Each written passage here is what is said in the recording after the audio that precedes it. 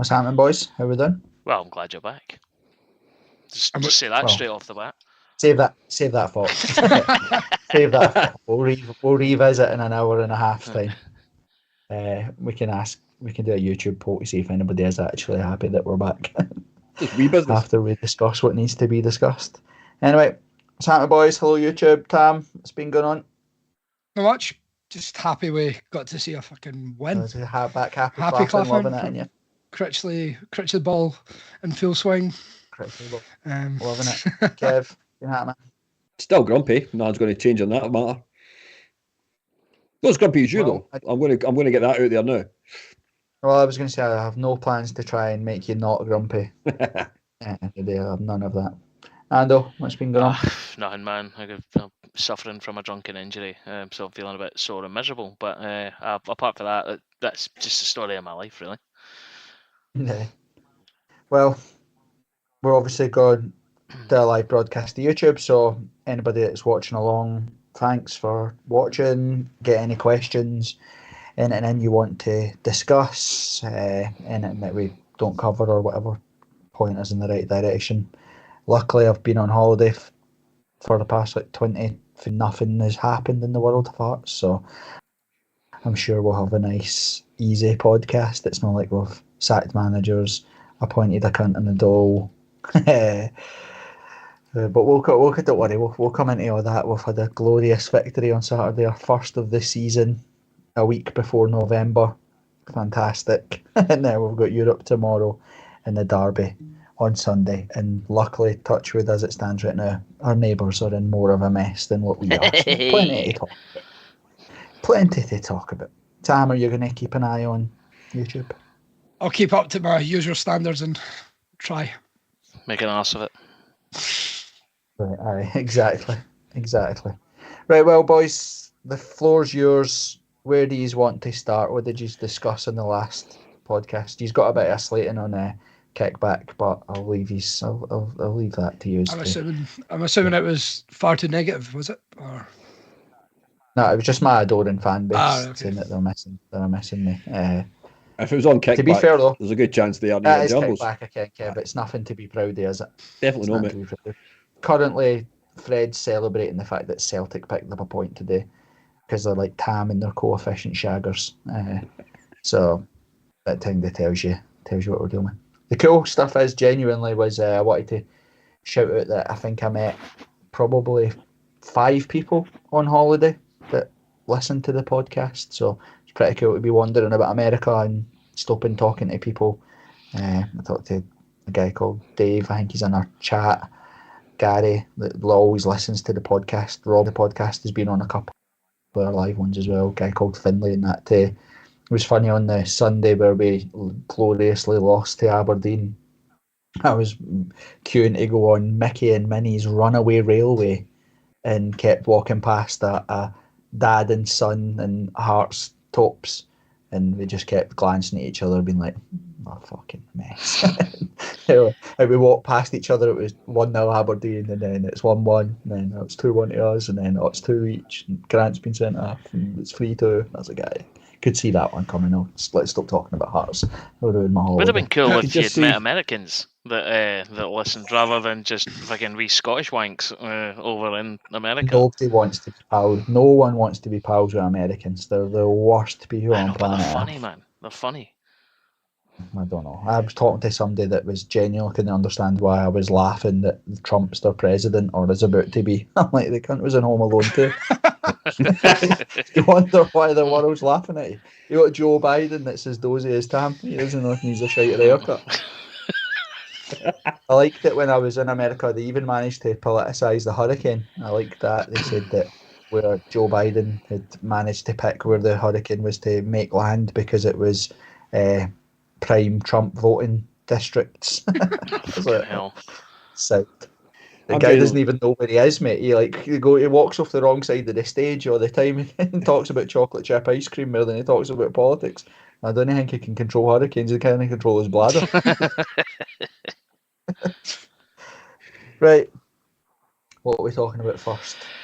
Well, to be honest, we've all, I think, unburdened ourselves But I think your adoring fan base, as you so eloquently put it, probably haven't heard it, because if you're not in the community chat, then you won't have heard your insane rantings, which we've all been privy to, but I think out there in listener land, they probably haven't. So how about you just start with what's annoyed you the fucking most and take it from there?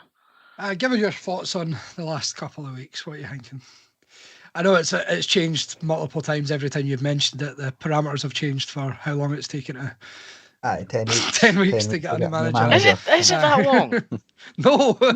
Say, fucking name it. 10 weeks. That was the whole point. I just kept, every single time I just added a week on to how long I was it's going to say, man, because like, it I know was- as you get older, like, the days and the months and the years and all that stuff go by faster. I was like, "There's no fucking way, it's 10 weeks, what's going on?" It was the time difference because he was away. That was it. Aye, I was 5 weeks behind in Orlando or whatever it was. I don't know. It was a mess. I think that was pretty clear. I don't think anybody would argue otherwise.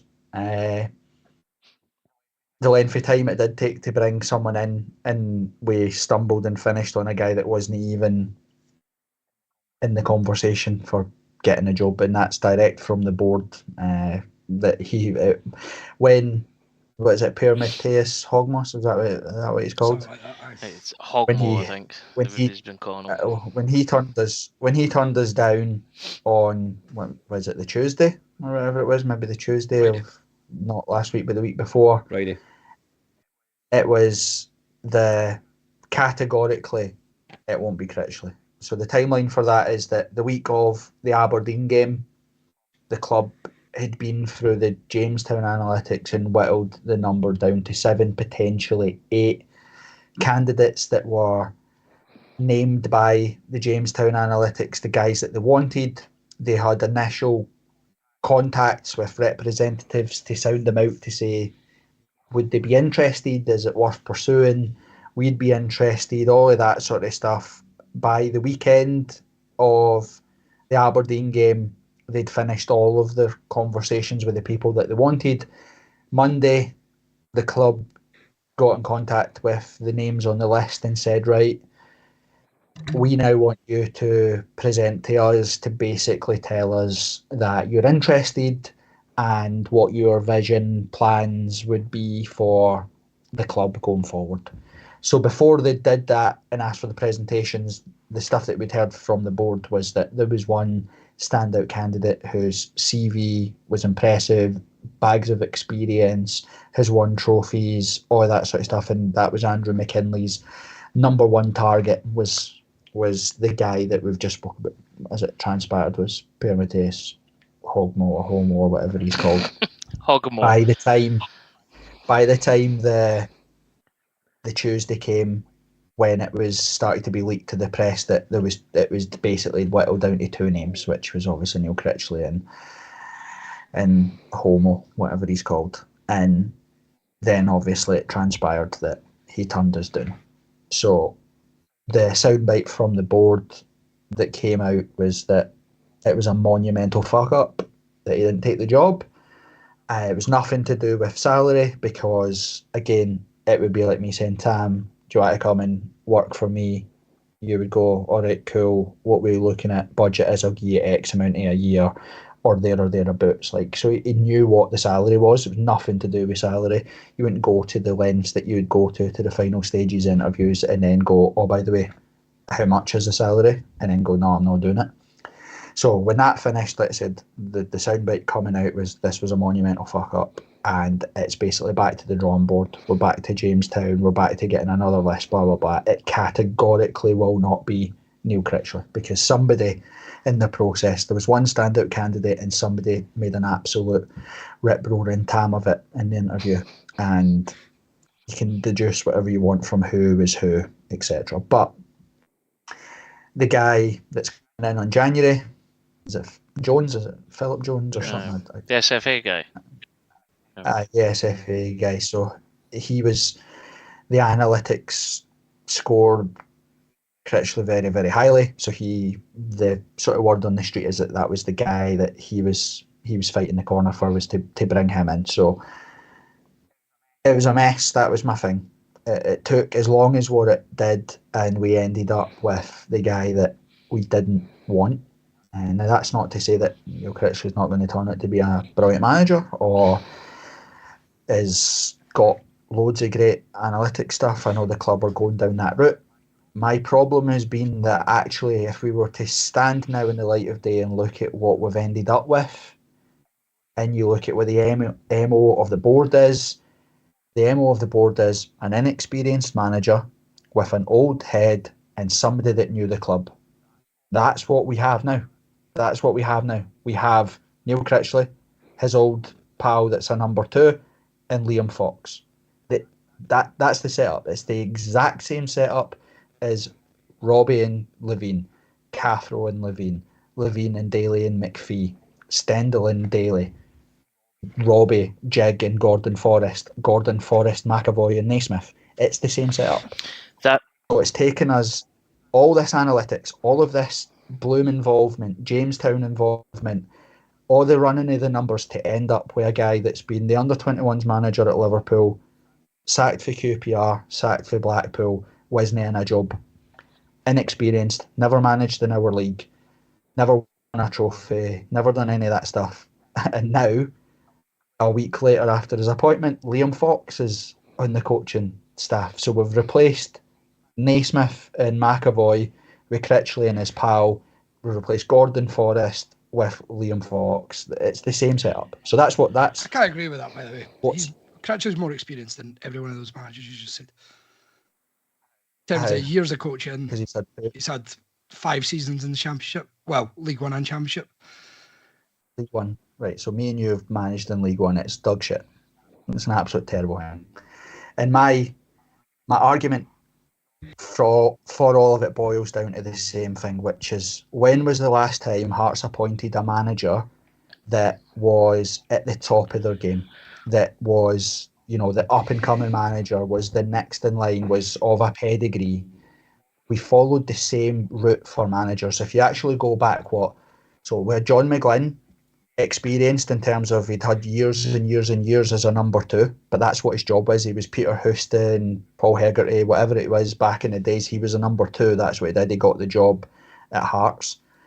Then it was Gary Locke, who was a youth team coach, got the job. He was there. Then it was Robbie Neilson, who, by the way, was the youth team coach at Hearts and moved up when Levine came in. Then Cathro, who'd never had a job, was inexperienced, came in. Levine, arguably the most experienced manager that we'd had, but let's be honest, he'd semi-retired, and his plan was Daly, McPhee, Cathro, all these people would do the coaching, the ins and outs, the stuff, and he would just be the old head that would come in and course correct here or there. Stendhal never had any experience in our league. All of his experience was in the lower leagues in England. Naismith, the same. Robbie coming back, again, maybe falls into the category of experience, but his experience was failed at MK Dons and was struggling to get Dundee United out of the Championship. Stephen Naismith, inexperienced, and now Neil Critchley. Again, he doesn't have but years and years of experience. He hasn't won stuff. He's never managed in Scotland.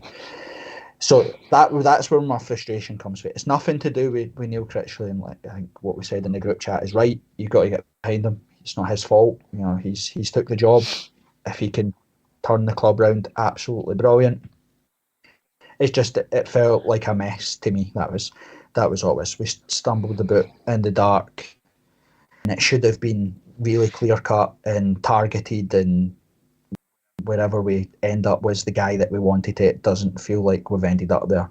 Now we're stuck with him, so we've got to 100% get behind him and see what he can bring to the table. So that's kind of where I'm at. I'm not annoyed, I'm not angry, I'm not howling at the moon. I just think that the length of time that it took to get to the appointment, I think us as fans could have and should have had some clarity as to how it fell down with one guy. How did the next guy suddenly become the number 1 target? What was the differentiator between him and the other one? Because it wasn't that we were in talks with both and we wanted both. We'd pinned all of our hopes and targeted one man because he was the guy that we wanted, and then it didn't happen. So that's kind of where I'm at. Tam, were you going to say something first? To be fair, I kind of moved on, so I was just going to patch it. But just out of interest, who would be your up-and-coming manager at the top of their game. I know you mentioned McInnes before, but he's clearly not going to come into our system and the way it works with sporting director, etc. situation, is he? No, but even just a known name that's been successful at clubs, Neil Critchley hasn't been successful. We can maybe say he was successful at Blackpool, but is that a good enough level for Hearts? Hearts is a prestigious club, it's a prestigious job, it's the third biggest job in Scotland. Is that enough credentials to say actually you warrant getting a job? He wasn't in the running for the St Johnstone game. He wasn't in the running for any of the numerous jobs that are up in England. People weren't clamouring over folk to get this guy. They weren't fighting to get him. Again, it's what do you want? Like, we're supposed to be a big club. The whole time with this Bloom stuff coming in and the investment is that we're going to go to the next level. Is Neil Critchley the guy that's going to take us to the next level? Is he going to be able to be brilliant in the transfer market? Has he got a track record of buying players and selling players? I think the only thing that ticks the boxes right now is that the noises are he's really good at developing youth. Okay, cool. So does that mean that we're only going to target youth markets, bring in under 21 players from England and hope that we can Ellis Sims them and sell them for big money?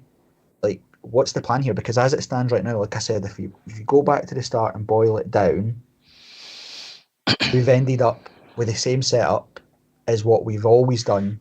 That's seen us that after 18 months, there is nothing to say that in 18 months' time from now, we won't be sitting here discussing where did it go wrong with Critchley, because that's the pattern that we've went to. This was supposed to completely change the direction of the club, and we've ended up with an inexperienced manager in our league with no great credentials on his CV, an old head helping him, and someone that was familiar with the club. If we'd said that before the process started, we'd all be livid. We'd all be absolutely livid. I think the only reason that we're not is because Jamestown and Tony Bloom are apparently the people that are driving that in the background, and I think that's what makes people calm down. Ando, you had your hand up before. I totally agree with you on the part. Pardon me, on the part on Liam Fox. I think it is like it's one of those. I think like Neil Critchley is just a completely vanilla appointment, as we covered last week, right? Completely get it, but it's not his fault, even though it is shite. But what I was wanting was him to be able to bring his own team. Now, I went on a rant about this in the pub with Kev pre-match on Saturday. Probably you were going to say the same thing, Kev, but like I thought the timing of that announcement was done very, very cute. Like it wasn't long before kickoff, I think, when you showed me it on your phone, Kev. And to be fair, I'm assuming that you showed me pretty much as it happened. Like we are exactly as you say, Corbett, back in the same scenario where you look, you can, and you've done a brilliant job of pointing out the names. You can daisy chain from one to the other to the other to the other. How this all traces back. It's almost like fucking some sort of like sleeper cell of people that we've got there that are just waiting to take over. But then after thinking about this and ranting about it on Saturday, I then did have to temper that a little bit by saying, to your point, Critchley is a fucking nobody. He doesn't have, like, let's say, like a Stevie Gerrard level of entourage that's going to be behind him, because he's done fuck all. He's never been successful. He's never had a chance to gather a successful team around him.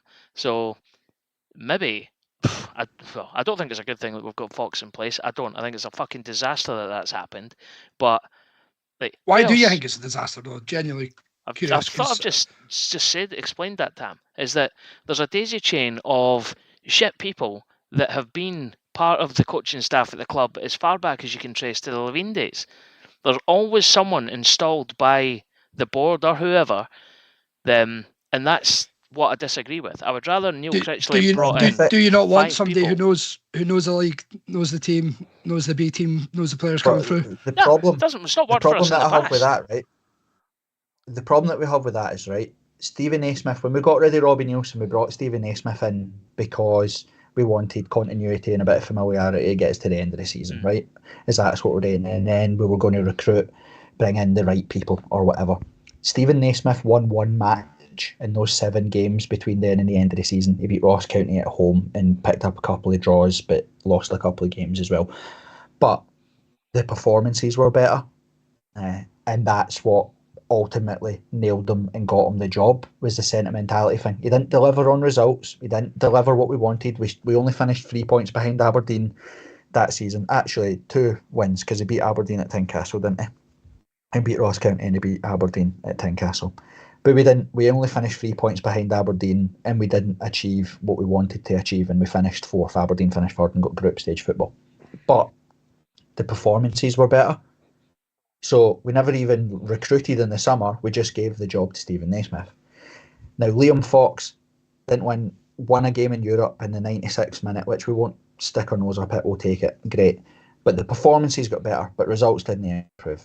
And that sentimentality is he's now earned him a job on the first team coaching staff, which, if you listen to Andrew McKinley's interview at the start, Rob Borthwick, about where we're going, they said they've already had the conversation with Liam Fox to tell him that he won't be the manager. They won't be the man. That they've had that conversation, and within that conversation to Saturday 12 o'clock, they've gave him a first team job. So he's went B team manager, having failed at Dundee United, sacked by Stenhousemuir or somebody daft like that in the Vida League. B team manager, had a couple of nice performances but no results, and now he's the first team coach. And that's what, it's nothing against any of them. That I hope, and the first signs are encouraging. Liam Fox has improved the team. We're playing better, we're more aggressive, we're on the front foot, we're attacking more and creating more chances. The difference on Saturday was we actually started to take some of those chances, which we didn't do against Aberdeen. If we'd put half the chances we created away at Aberdeen, we'd have won that game pretty comfortably, even before Grant got sent off. So it's nothing against any of the two. I hope they do brilliant. I hope they prove us wrong. I hope this is the start of the process, and we have to trust the analytics and we have to trust the process. I'm absolutely not arguing against that. It's just how we got here, the optics of it, where we go. When you actually take a step back, you remove the Tony Bloom stuff, you look at where we go, we haven't changed anything. We've ended up exactly where we were before. It's just that this time we're hoping that the appointment's right. So that's where we're at. That's what frustrated me. I wish, and I hope that we sit here and discuss at length what an appointment Neil Critchley's turned out to be. The style of football's brilliant, all of that sort of stuff. But obviously it's early days, and also the parables between the first couple of games for Stephen Naismith and the first couple of games for Neil Critchley as well. Stephen Naismith's first home game in charge was an emphatic home win. His first away game was a derby in the league. That's exactly the same setup as Neil Critchley's. His first home game in the league, he's won emphatically. His first away game in the league is a derby. So the parables are there to see how we end up. Kev, what were you going to say? I'm just going to say, firstly, just to cover a point that Tam raised, you look at Gerrard coming into Rangers. He got rid of everybody. There was nobody that knew the Scottish League. There was nobody that knew Rangers. Okay, you know Rangers, you know the history, etc., etc. So that's perfectly, that's there. This whole aspect, and this is what I called out to Ando on Saturday before the game, and it's a question I'm going to ask to yourself. I know Ando's answer, and Tammy, you can jump in. Do you think that was the actual reason for Hogmo going, nah, actually, that's not what I want, because I want to bring more guys in? That's my belief anyway. I don't know about anybody else. Before Corbett answers, because I probably agree with what Corbett's going to say with his answer, but I'll caveat that by saying, look at John Kennedy at Celtic. He's been there since Rodgers came in the first time. Was there Postecoglou? Is there Rodgers second time? Is similar aspect? No. Peter leaving at Aberdeen. Kennedy has won more trophies as a Celtic number 2 than we've won in our entire history. Peter leaving at Aberdeen still there. We're talking about that sentimentality stuff. Where you're at, it would be.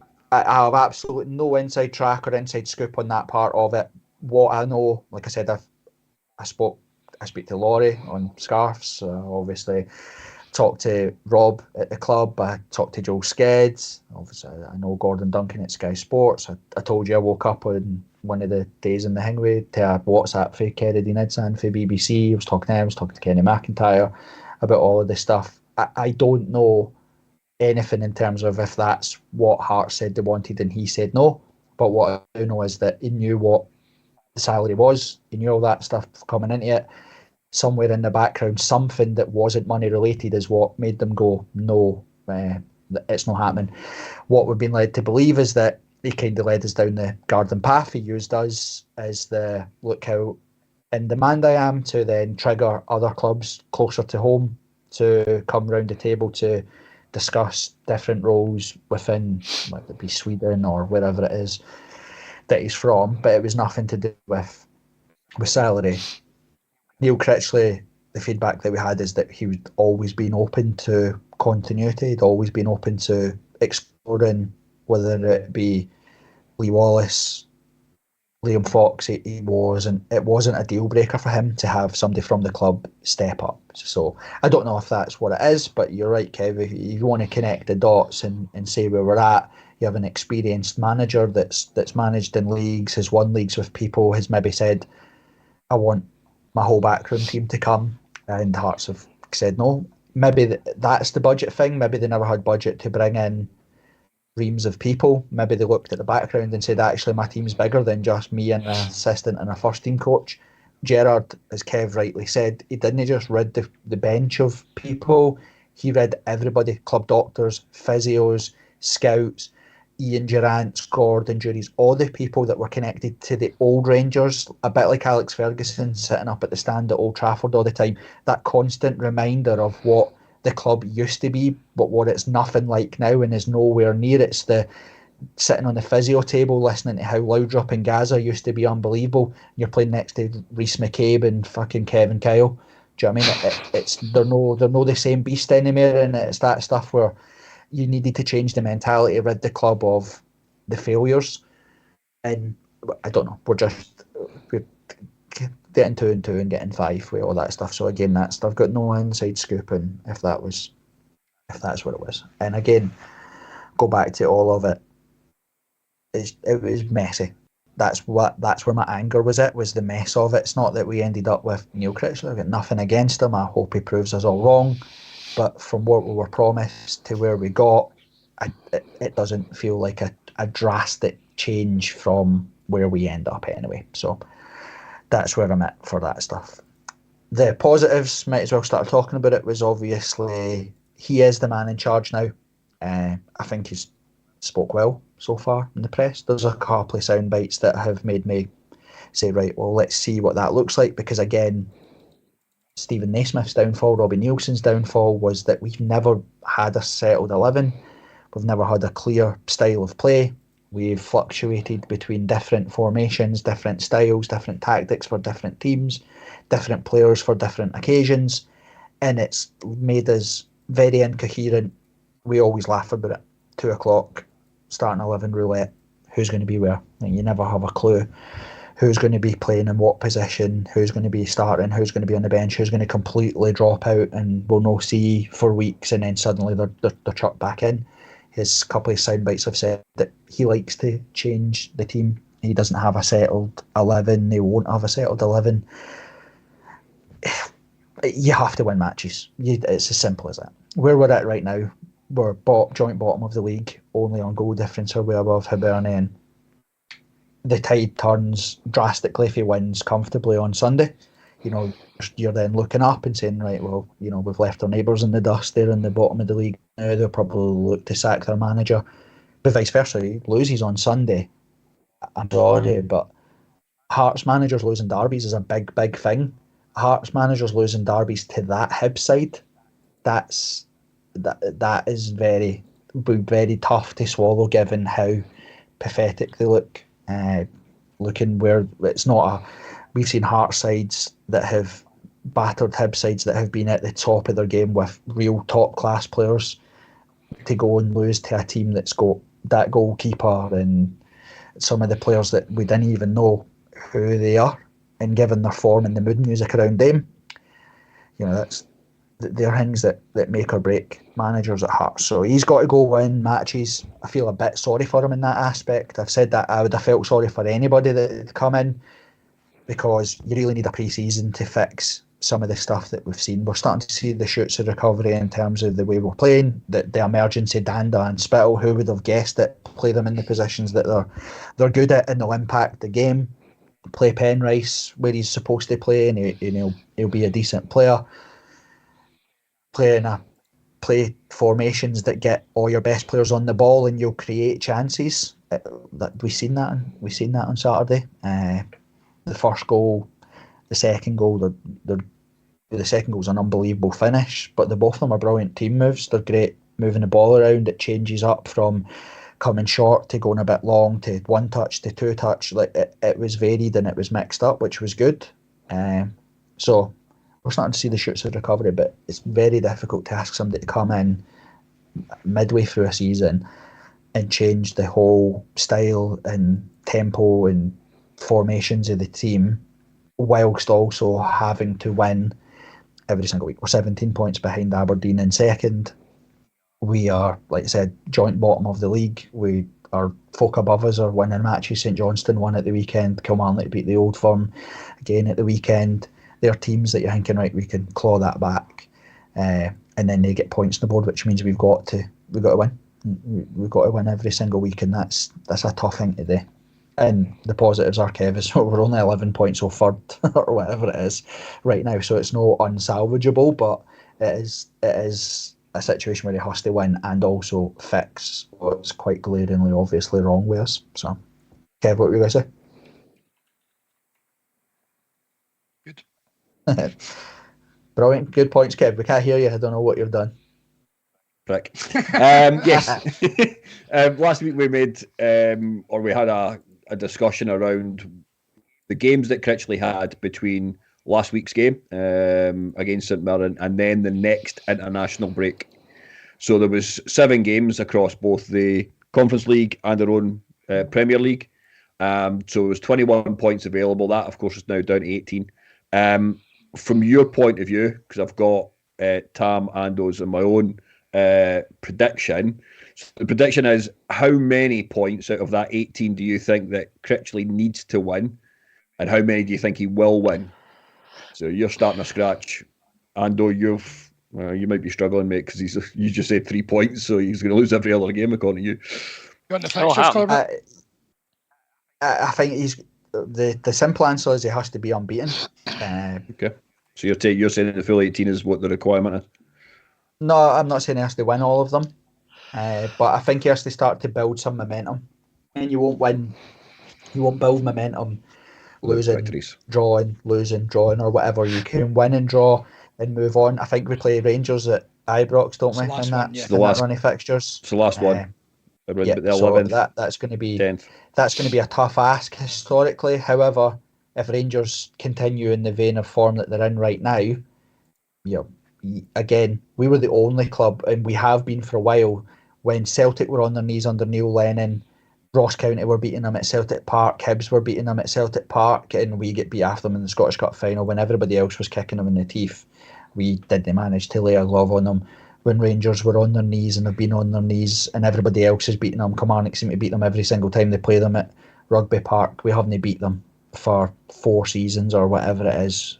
I think since the Scottish Cup game where we knocked them at the Cup for Stephen Gerrard's game with Bozanic scored. Correct. But the last time we've beat Rangers. Everybody else seems to take points off them, except for us. We seem to be the side that rolls up whenever they need a bit of a confidence boost. But we've got Hibs away. We've got like 2 home games in the bounce or something, don't we? So it's Hibs away, Kelly at home, St Johnstone away, Heidenheim at home, and Rangers away. So actually only 1 more home game. Okay. Well, he's got to try and be as unbeaten as possible, because the further into the season we get, the further behind we fall. And we fell into this trap with Daniel Stendhal. We kept saying we're too big to go down, don't worry about it, we're only 15 points behind third, we can pull it back, we can get, well, actually let's get to 10th, let's get to 9th, let's get to 8th, let's get to 7th, let's move up the league and then start plotting where and when we're going to strike on the teams that are about us, because Aberdeen aren't losing matches, we're not catching Aberdeen, and the worry is that actually Rangers aren't going to catch Aberdeen either, and that would be absolutely devastating in terms of giving them the opportunity to have Champions League money and qualifiers and all that. But that's miles into the future, and there is as likely to catastrophically fall apart as they are to fall them. So again, that's sort of Manny Hudball's stuff. But Hearts just have to do one game at a time. I think that it's a good start for him to build on what he did on Saturday. If he gets a positive result tomorrow, this is what I think I said this in the group chat. This is what has always, but folk are looking at Aberdeen and turning their nose up at them and saying, "Oh, they're playing shite and they're winning." And I'm like, mate, that is the best as a football player. That is the best feeling on planet Earth. Is walking off the pitch, looking at your pals all around you, going, "You were 6 out of 10, you were 5 out of 10, you were fucking honking, but we've got 3 points in the bag." Like, there is no better feeling than that.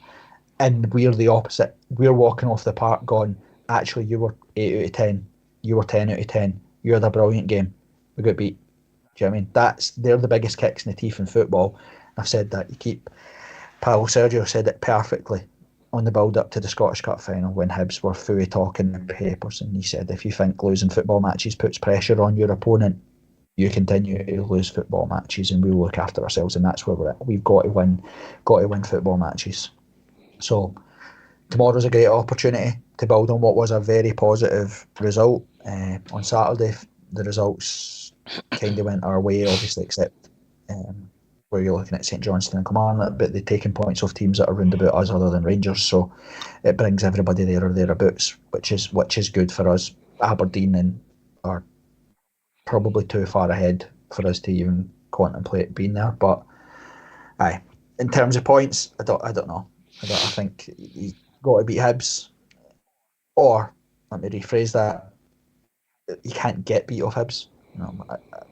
A draw, I think, right now, if any, the two managers, could, like I said before, could go into the change room before the game and say, "Do you want to take in us, get out of Dodge?" I think they'd probably shake each other's hands and say, "Aye, let's just get out of here," because any positive results that he has Saturday and tonight, they become undone. You lose against your rivals on Sunday. And the same with David Gray. He's under huge pressure. If he loses to us on Sunday, it's probably going to be his last act as a Hibs manager. So I don't know what the points total will be. He just has to try and he has to go unbeaten. Would be my bet. Right. That was incredibly miserable, so I apologise. I've been on holiday for 22 days. I needed to get it off my chest. Tam, is there any comments on YouTube other than absolute tears and snorters? Blair Robertson asked where your Minnie Mouse ears were, just to kick things off. Oh, well, look, those football boots look a bit like Minnie Mouse ears. They sit down like that, don't they? Scott Thompson's on my page said, didn't expect the negativity. Critchley ball is in full flow. Well, we're going to talk about that. We're going to talk about Critchley. We like I said, it's genuine. It's nothing against him. He can't do anything about it. It's not his fault. We picked him and we got him and took him into the role or whatever. But the noises and the fanfare that were in the background about how this appointment was going to be revolutionary. You know, Chris Boyd was talking about the Bloom involvement was going to be up there with the soonest revolution at Rangers and all that sort of stuff. That's how much excitement there was around that. And to end up with a guy whose managerial credentials could fit in the side of your knob, Tam, was pretty heartbreaking, I won't lie. Yeah. On the back of that, not my knob. John Wilson says, I get the point of Critchley's lack of experience up here, not winning, etc. Is that not the whole point of using analytics? Finding someone who hasn't been spotted by anyone else yet? I suppose if you look at the Brighton appointments, it's similar to that. Yeah, we are now completely and utterly in the we just have to trust the process. Yeah, I get it. I get it there. And like I said, it's nothing against Critchley, but it was the messiness of how we got there, all that sort of stuff. We're now fully behind what needs to happen. And like I said, it was 90 minutes. And to be honest with you, when did we appoint him? The Monday? Tuesday. So we appoint him on the Tuesday. The players are day off on the Wednesday. I think they had a meeting to see how we were. The Scotland guys didn't get back to the Thursday. So it was Liam Fox that did Saturday. If we're going to be honest, right? He had a session on Thursday, which would have been a light session with the guys that had come back from Scotland. Friday might have been a bit more intense and working on shape and all that sort of stuff heading into the game on Saturday. But most of the prep work for St Mirren would have been picked up by Liam Fox and Lee Wallace and all that sort of stuff. Critchley would have just said no or maybe so to that stuff. But maybe picked his own shape on the back of that type thing. Yeah, exactly. Yeah, exactly. Has anything been said about the B team? So who takes the B team now? Has that been mentioned? Angus Beef at the moment. He's the head coach for them, but I don't know if it's specifically been confirmed yet. But he has taken the team. Him and Wallace maybe as a okay. No, I just hadn't heard anything. So there you go, Hearts fans. If you want to look into the future, there's your new Hearts manager, 2027. And then 2 years after, it'll be Lee Wallace. Yeah, exactly. Right. Obviously, you guys were there in the flesh on Saturday. Ando broke his hoodoo. Corbett is now, if we lose tomorrow, I won't be at the derby on Sunday because my hoodoo is now that I haven't seen Hearts win. We beat Dundee at home 3-0, and I've not seen us win a derby since the 3-0 Toby Sibbett day, I think. So, if we lose tomorrow night, I won't be at the derby, and Hearts will pick up 3 points. Yous were there. How did it feel in the stadium? Obviously, a new manager comes with excitement. It's been the music's not been for total fanfare, but how did you sense it in the stadium? What was your thoughts?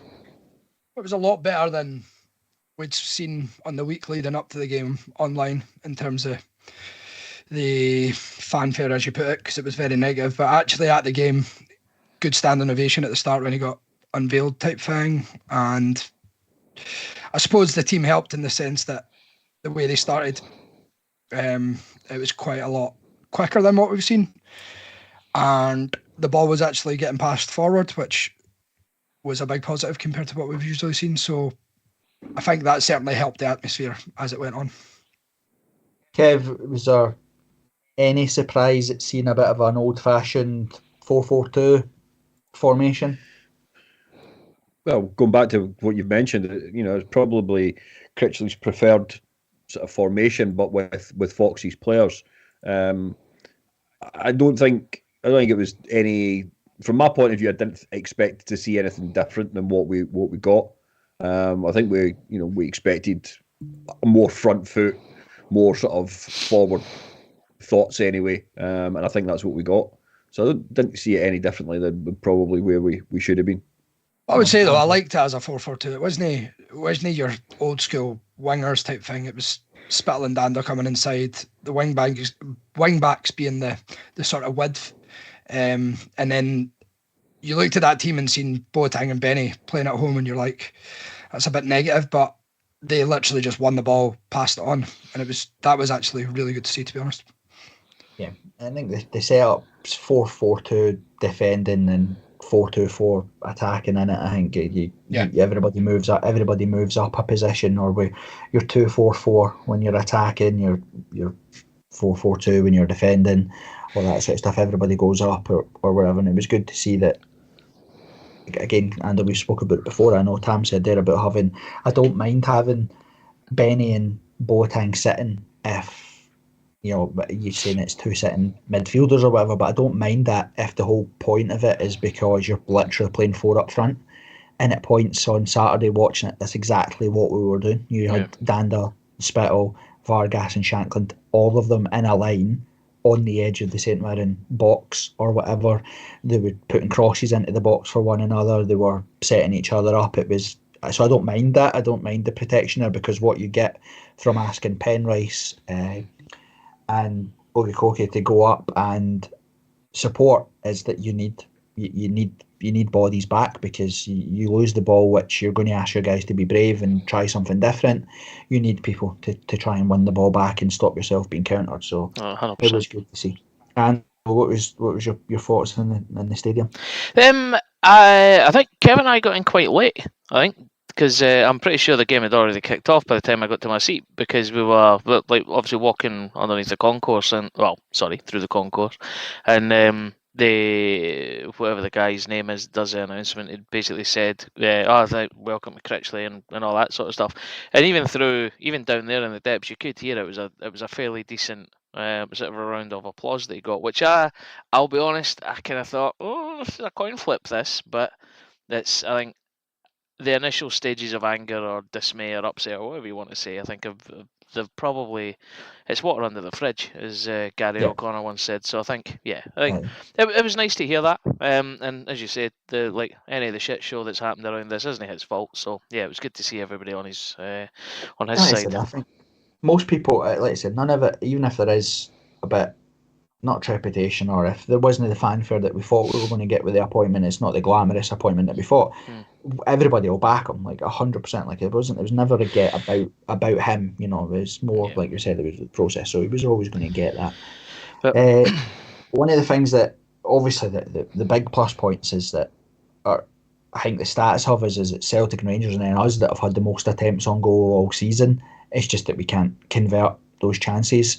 If we'd taken even a handful of our chances versus Aberdeen, we would have won. If we'd taken even a handful of our chances versus Ross County, we would have won. I know that's all if Man had balls and all that sort of stuff, but it is true. We were, since Naismith has gone and the messages, Fox has spoke about it in the press, that they're just giving clearer messages, simpler instructions as to what they want the players to do, and they've been playing the players in their best positions. You know, it's no surprise that Spittle's got 2 and 2 now, because he's getting on the ball 20 yards from goal and shooting. That's what he did last year at Motherwell. That's where he gets his goals from. It's also, you look at Vargas's goal at the start, is everything that plays to Kenny Vargas's strengths. You know, it's a quick, incisive move that gets him through. We're not asking him to play out wide and try and cut inside and find space for a shot. You're getting him through one-on-one almost with the goalkeeper. And I know he made a total cunt at versus Aberdeen when he had that situation, but that instinctive kind of finish where he doesn't have to think about it suits him. It suits him to the pass from Shankland. The pass from Shankland, who's obviously in a huff and no interested, was absolutely sublime. I know, and also it's great for Benny in it, as Benny that gets the ball back, plays it into Vargas to Shankland around the corner, and the nice wee back heel for Vargas into Shankland and then round it. It's a great goal, and if that's at home, if you draw that game 2 each, but we're playing 4 up front and you're playing front foot aggressive attacking football, Hearts fans will get behind that. I've said that 1,000 times before. That's you just want to see your players gain everything and trying their best. That's what you want when you're watching players that aren't John Stones and Phil Foden and Pep Guardiola's team being bogged down with where's my man, am I in the right line, or what do I do in second phase, who's supposed to press here, what's the second man trigger, and you see them like bombarded with information. It's like, what are you doing? You're playing the TK Maxx League, shopping on the Whoopsie aisle. Just let them do what they're good at doing. Jimmy, just let them do what they're good at doing. And that's what you got for Dander. You know, Dander, his crosses, 5 out of the 10 will be brilliant, 5 will be utter dog. Doesn't matter, just keep on putting them in, because eventually somebody will get on the end of it, or you'll get the James Wilson scenario where, again, it's one of the things that Derek McInnes is brilliant at doing, and we spoke about it in the pod before, is pumping balls into the box.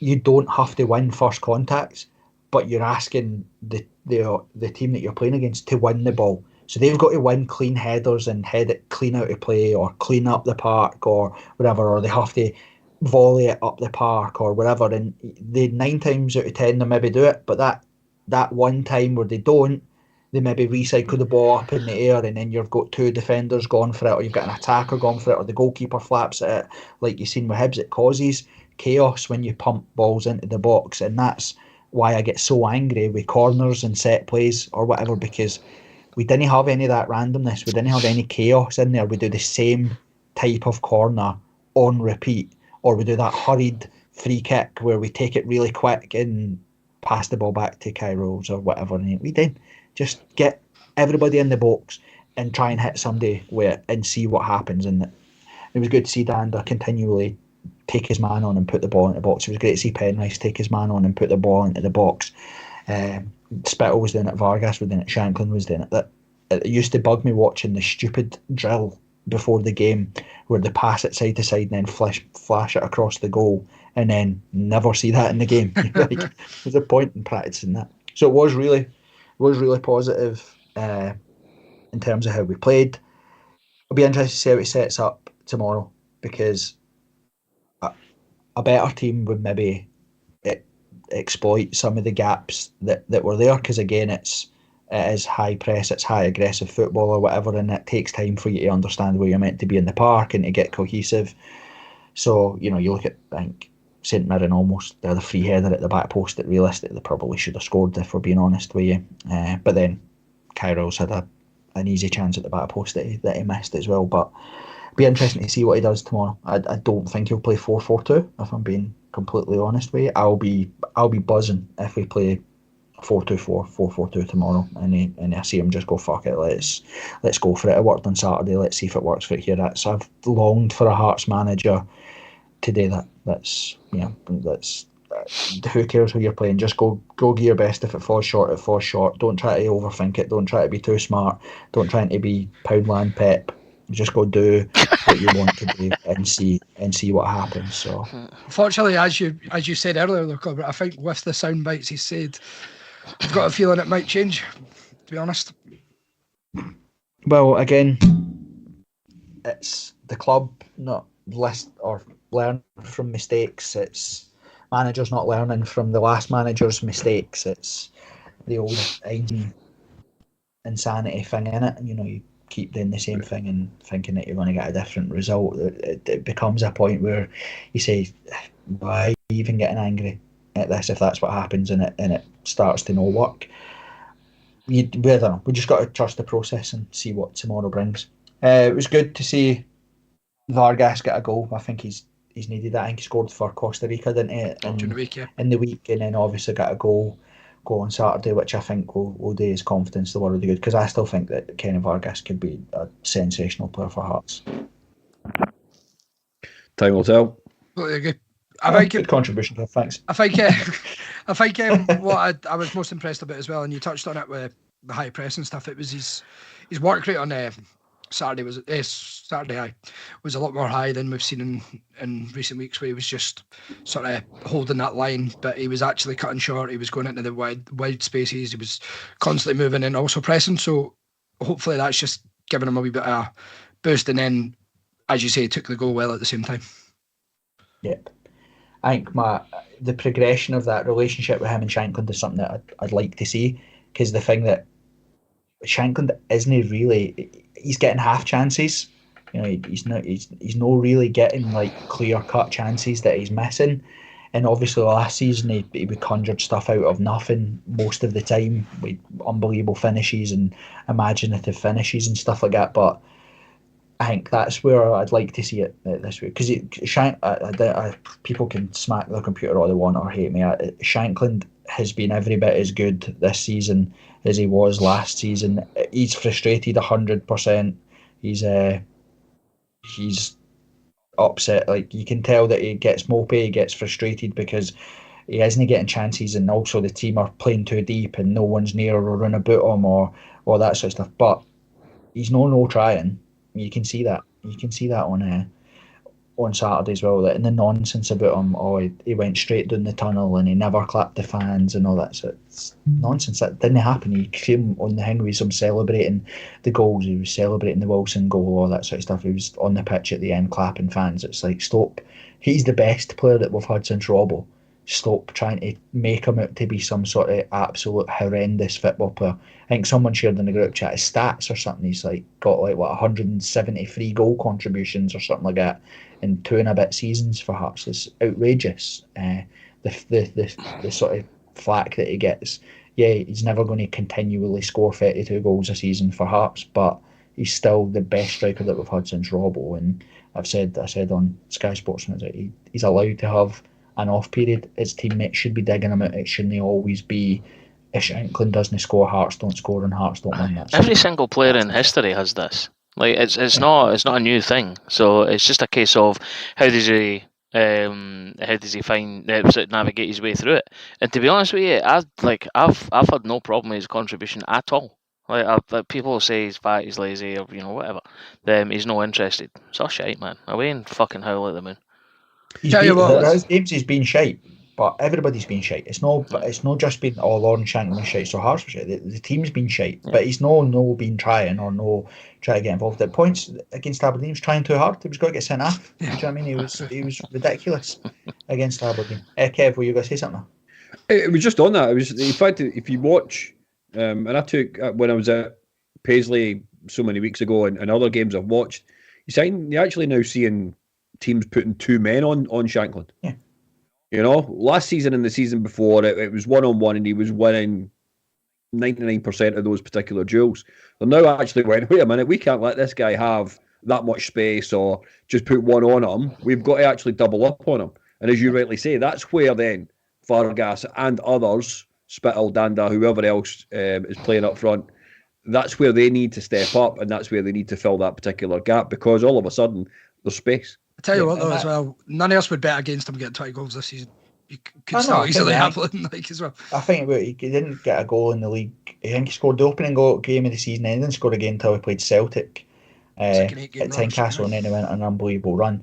And you're right, Kev, that's something that's missing all the time, is that on Saturday, for example, it's no surprise to see that we created chances and scored loads of goals, because if Shanklin's up front by himself and he's playing against a back four, that means that Gogic and whoever else is at the back can be like, right, both of us, you pass him on to me and I'll stand behind you, and we can double up on him.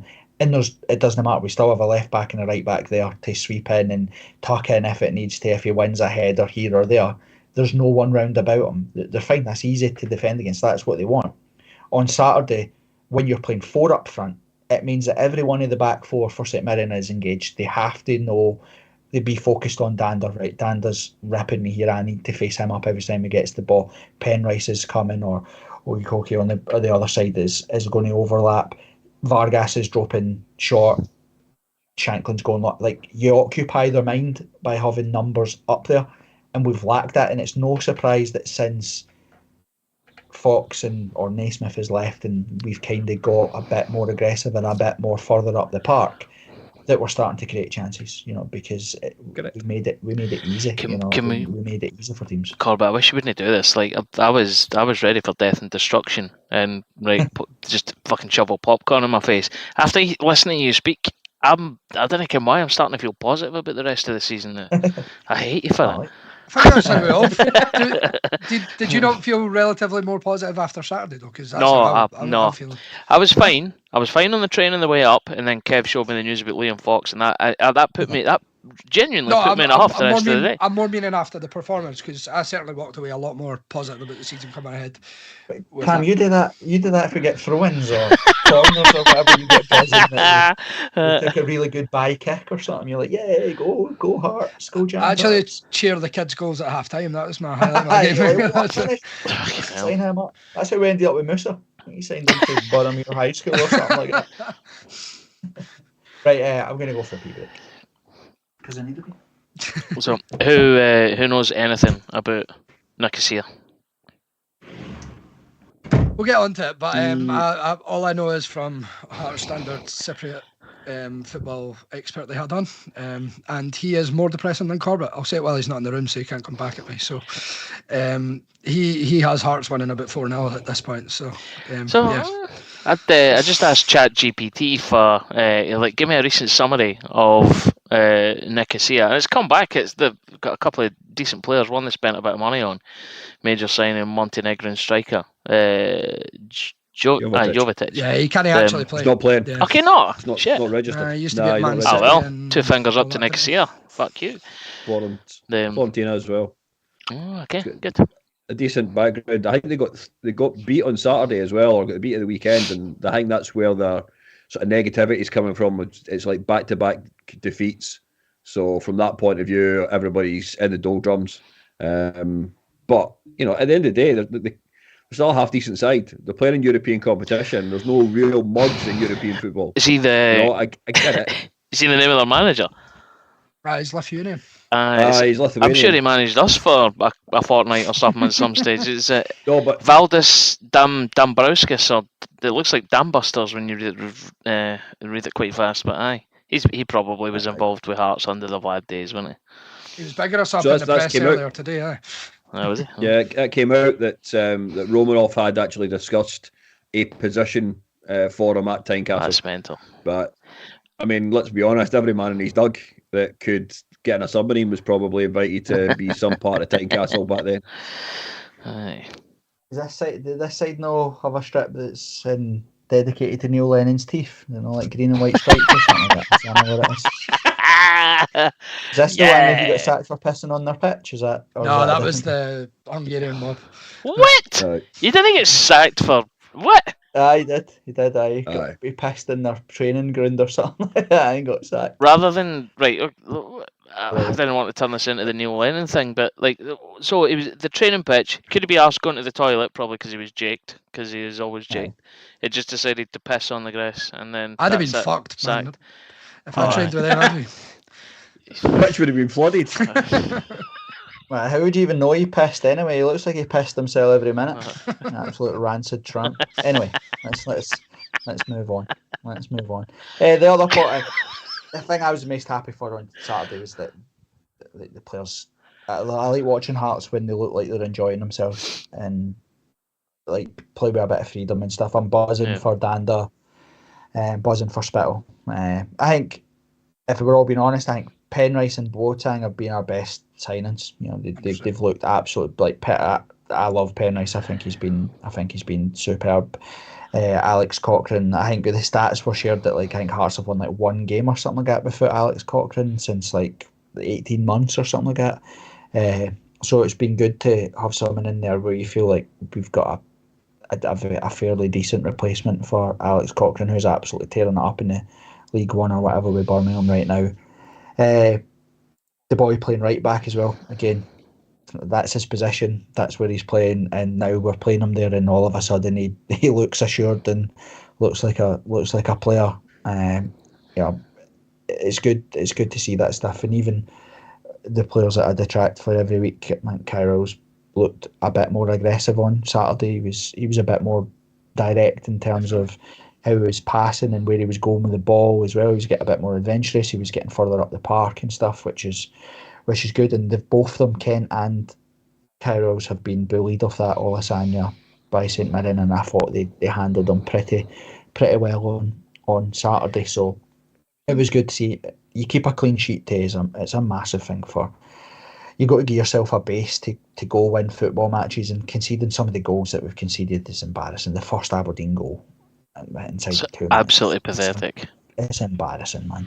That is absolute schoolboy stuff. It's pathetic. In fact, to be honest, all the Aberdeen goals are pretty embarrassing when you look at the defending. Minus, let's talk about the fact that there's a handball in one of the goals that just everybody seems to just have looked over. Same with one of their goals on Saturday as well at Celtic Park. I'm pretty sure there was a handball in the build up to the equaliser or whatever it is. But let's not be bitter.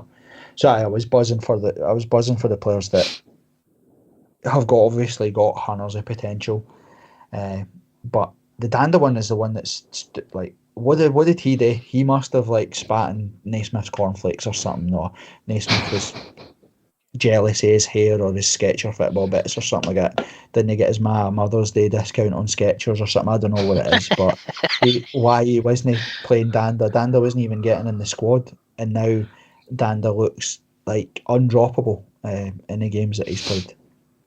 Even Spittle to an extent. We've always discussed how he looks like he's got no energy. Well, Ando said it and I agreed with him. The first game he was towing a caravan, and then for the film, doing a what? Caravan. I thought you said a Caramac, right?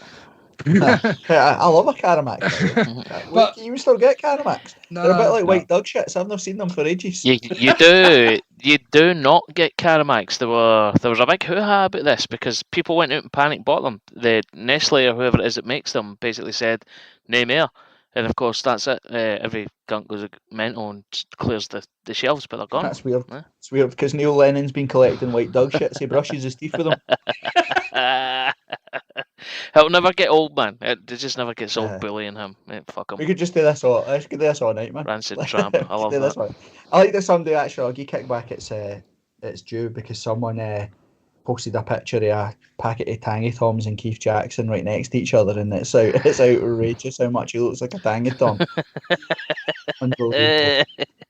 But it was good. It's good to see those players and I think like Spittle was the one that someone said, and it's too early to say that. It said on Twitter, but I'm having Paul Hartley vibes. Oh, nah, but no. It is too early for that. But he was the same when he started when Paul Hartley came in and started playing under Craig Levein. Craig Levein told him pretty much in no uncertain terms that he was unfit. I mean, he was too fat, he was unfit, he wasn't going to play for Hearts, and he had to get himself into shape. And I think that he covered near enough every blade of grass on Saturday. He was outstanding on Saturday. Everything that we've not had for a while in that position in a midfielder carries a goal for it. 4 different scorers on Saturday. Like, it's been up until about 3 weeks ago, own goal was the top goal scorer. Well, it's joined. Blair Spittle and Frankie Kent joint top on 2 each, isn't they? So. One goal's on free, though. Is that what it is? Fucking hell. That's embarrassing. Okay. So, but it was good. It was good seeing him. Just like I said, it feels, and I'm hoping that it's the bag of cement off the back that they've seemed to be carrying about for a long time. They can go play a bit with the handbrake off now, and I think it's a perfect time to play Hibs. Touch wood, I don't want to jinx it or whatever, but it's that thing where if you can weather an early storm there or get a goal early, the atmosphere in that stadium will turn massively. Given what you've seen at the weekend of capitulation, losing late to Motherwell as well, they're in must-win scenario. So if the players can go and get a goal early and go win and play confidently or whatever, it could be absolutely the springboard for the season that you need to. I'm always nervous though playing Hibs because they're a wounded animal, right? And that's when I don't want to say they can be at the most dangerous. They can obviously collapse on in any game, but I don't know. I prefer to play them when they're stronger and doing well. That sounds counterintuitive, but I don't know. The only thing that watching their games that's made me slightly nervous is that they've scored most of their goals from crosses and set plays into the box, and we've been horrendous at that all season. Even the one good chance that we surrendered on Saturday, St Mirren, was a ball into the back post where the guys had a free header. They've scored from both their goals on Saturday or crosses into the box. So again, and it's the one thing for always that the ball at his feet, but also coming and collecting crosses has always been a bit of an Achilles heel for Craig Gordon. So that's the only thing really as it stands right now that if I was going to say I'm worried about, it's that aspect of it. But it's also a derby, and anything can happen. But I'm just buzzing for the players to have got a win, and it's great for any new manager in a role to you win 4-0 in your first game in charge is, it's a good thing to cement any sort of fears that this guy's a bit of a dafty or an empty tracksuit type thing. So that was good, and he clapped the fans, so he instantly gets a gold star in my book. Like that. Well, we never seen that. Kev made us leave when Barry Mackay came onto the pitch. Well, that's a fair move. I'm not even kidding. Doing it in my honour with me not. I was actually genuinely going to mention. I was actually impressed with the subs he made. I was glad that he brought a couple of young boys on, but then the Barry Mackay issue kind of outweighs it, doesn't it? Barry Mackay's always going to be that thing. He's the best looking bird at your high school that's fairy. There's always, when you catch them in the right light, you think, oh, actually, you might be decent again. And you'd always want to go back there. I thought you meant she was fairy at high school. I got really confused there. The high schools we went to, that's probably true. Tam, look at a 30-year-old held back at inside. That makes her a teacher, I'm sure. That in Livingston, that makes her a granny.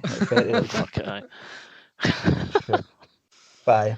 Cool. Anything else on Saturday that you enjoyed? Obviously, James Wilson gets his first senior goal. Did he score it? I don't know. I would have had the perfect view of that because I'd have been in row 4 of right behind the goal, but I wasn't there. But you would be sat with your head in hands. So no, we were 2-0 up at that point, wouldn't we? Not at that point. I wouldn't have been. I don't think. I guess you've got to call it Oggy Cookie's strike. Beautiful goal. It was from where Kevin and I sit. Like, the way he strikes that ball, it's just you can tell as soon as it's like curves out and then comes back in again. It was absolutely off your seat before it goes in. It's like you just not one person was expecting a shot there, including some. Well, I was going to say that's the thing that impressed me the most was that's the third goal in 2 games that we've scored for outside the box. Exactly. Do you know what I mean? Like, and that's what we've lacked. Before I said that to you before against when we played Ross County and we played Dundee United, watching teams play us at home where they genuinely have no fear when we have the ball 30 yards from goals tells you a terrible, terrible story as to where we're at, because we're so predictable that we're not going to shoot. We're going to keep turning over possession and trying to get wide and get the ball into Shankland. And to have someone like a Blair Spittle, as we just spoke about there, if you've got Vargas and Shankland up front and Spittle's in the 10 and he's 30 yards from goal, centre backs are going to have to make a decision. Do they step out and go engage Spittle to stop him from smashing one in for 25 yards, which then leaves Shankland or Vargas free to be slipped in? They're the things that we haven't had all season, and that's why I say all the time about shoot. You can't win the lottery unless you buy a ticket. You've got to shoot. That's why we've seen it at Rosenborg with Cammy Devlin. You have to shoot. If you don't shoot, you can't score. You can get deflections and it goes in. You can get corners that you score from. You can get handballs and penalties. Like you've got to shoot. So that was a very pleasing aspect of the game on Saturday as well. So, anything else, YouTube, before we talk about Nicosia tomorrow? I have a mood. But called this at the start time. You've made an arse of it. You've not been watching, have you? I just went to the toilet. I asked them deliberately because I like watching them sweat. Robert Gill makes a good point. As we've said, Saturday just shows what can be done when you play the players in the right positions. Don't overcomplicate things and encourage them to get forward. Couldn't agree more with that. Other than that, I suppose this leads us to the next point. But someone asked, does anyone know anything about Omonia? Yes. So they're from Cyprus. They're having a bit of a dodgy season, and they've got a striker that they spent a wee bit of money on that can't play against us, as we found out when Corbett was away and we were filling when he was having a pish. That is all I know. Thanks, ChatGPT. The number 10's an absolute rat. Deserves absolute dog's abuse. Who's the number 10? He's got a bit of the Jimmy Savage. Oh yeah, I did see that. Yeah, of course. Yeah. What? So we should just Google it after. Just Google it. But number 10, give him a nice Gorgie welcome. He deserves it. Just take my word for it. It's Omar at Zili, if you want to Google. There we go. It's Europe. It's hard to tell, as we've seen with Pilsen, as we've seen with Bishli, whatever they were called, for Istanbul. What were they called? Istanbul Bezlik or something like that. Basaksehir here. Whatever they were called. There is no dafty teams in Europe, so it'll be tough. No matter how bad a season they're having, the fact that you said they spent money on Steven Jovetic or something, is that no? Can't actually play though. Yeah, but they spend money on them. You know what I mean? And I think the potential played in the Champions League, or at least been there or thereabouts. Like, so they're no mugs. I think they got 1,000 fans coming tomorrow too.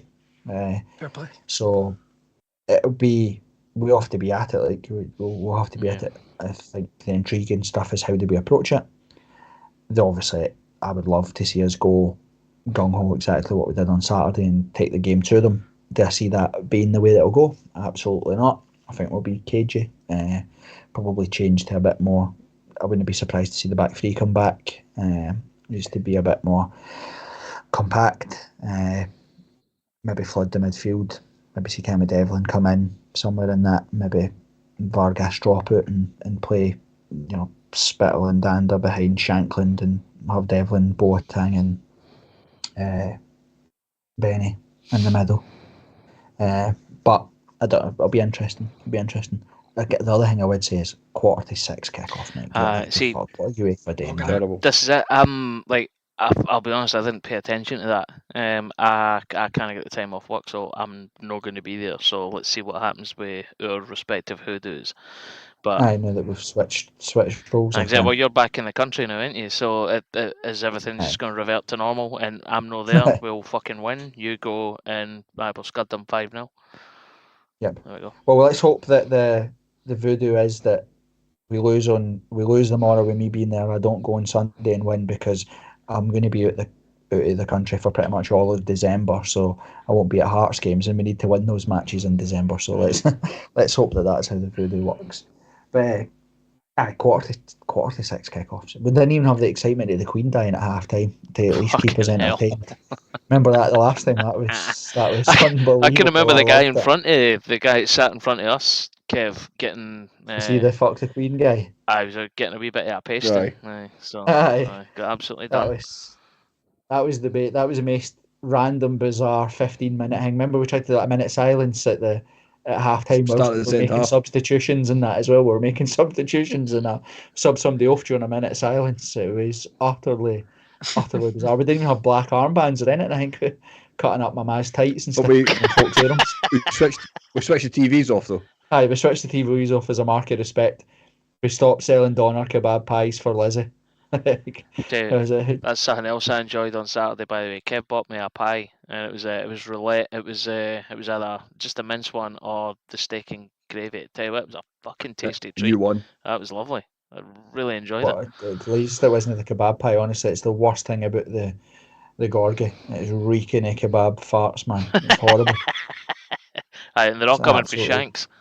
It's absolutely disgusting. Our Shanks, by the way, not Lawrence. Shanks that keeps the kiosk in business when he buys like 57 Capri Suns for everybody. Capri Sun loyal, that's what we're all about.